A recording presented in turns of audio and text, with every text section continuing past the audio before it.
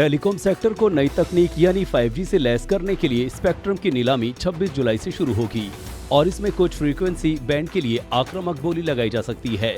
इस बार स्पेक्ट्रम की नीलामी अडानी डेटा नेटवर्क की रेस में शामिल होने से ज्यादा दिलचस्प हो गई है। अडानी समेत कुल 4 कंपनियां स्पेक्ट्रम की नीलामी में शामिल होने जा रही हैं। इनमें रिलायंस जियो 55 से 60,000 करोड़ रुपए की कीमत के स्पेक्ट्रम के लिए बोली लगाने का अनुमान है। वहीं भारतीय एयरटेल 45 से 50,000 करोड़ और अडानी 13 से 15,000 करोड़ कीमत के स्पेक्ट्रम के लिए बोली लगा सकता है।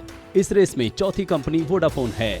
माना जा रहा है कि 5G स्पेक्ट्रम की नीलामी में जियो, एयरटेल और अडानी ग्रुप के बीच जोरदार मुकाबला होने की उम्मीद है।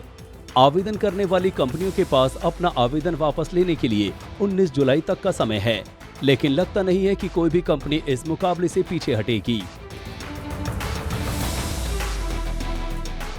5G के आने के बाद इंटरनेट की स्पीड में जबरदस्त बढ़ोतरी होने का अनुमान है। इस नीलामी का सबसे हैरान करने वाला खिलाड़ी अडानी डेटा नेटवर्क सीधे तौर पर टेलीकॉम सेवाएं देने की योजना तो नहीं बना रहा है, लेकिन 5G स्पेक्ट्रम हासिल करके कंपनी एयरपोर्ट से लेकर अपने कारोबार तक के लिए इसका इस्तेमाल निजी नेटवर्क के तौर पर करेगा। अडानी की नीलामी में सरप्राइज एंट्री पर दिग्गज रिसर्च एजेंसियों ने भी दिलचस्प अनुमान जाहिर किए हैं। बोफा सिक्योरिटीज के मुताबिक इससे नीलामी के साथ साथ लंबी अवधि में टेलीकॉम सेक्टर में मुकाबला कड़ा होगा।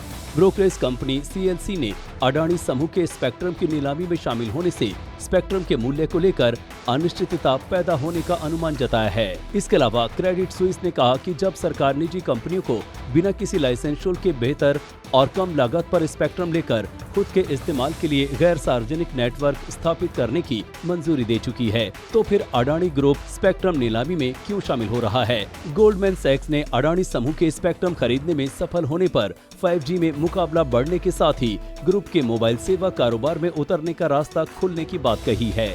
यानी साफ है कि फिलहाल तो अडानी के कदम से सरकार को ज्यादा रेवेन्यू मिल सकता है और आगे चलकर अडानी के इस सेक्टर में उतरने से ग्राहकों को कम कीमत और बेहतर क्वालिटी का फायदा मिल सकता है।